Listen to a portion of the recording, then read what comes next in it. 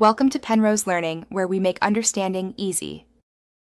You start by importing your audio into Blender's VSE so you can visually align beats.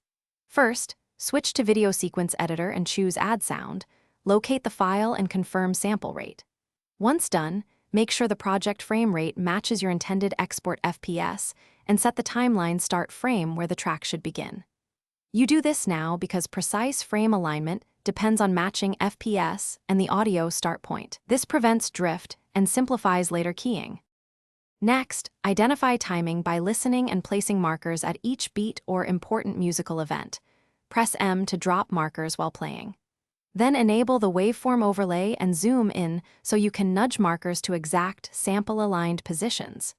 If you need animation-driven sync, use Bake Sound to F-curves, which converts amplitude to keyframes.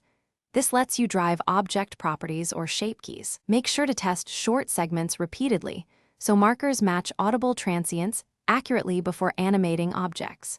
Finally, use those markers or baked F-curves to animate. Add drivers that reference marker frames, or use the F-curve keyframes to control location, scale, or material values. Once set, scrub the timeline and refine by nudging keyframes or applying interpolation modes like constant for pops or linear for smooth moves. When satisfied, render a short test clip with audio to confirm sync. If drift occurs, check project FPS, audio sample rate, and strip start frame. Correcting any mismatch fixes most problems.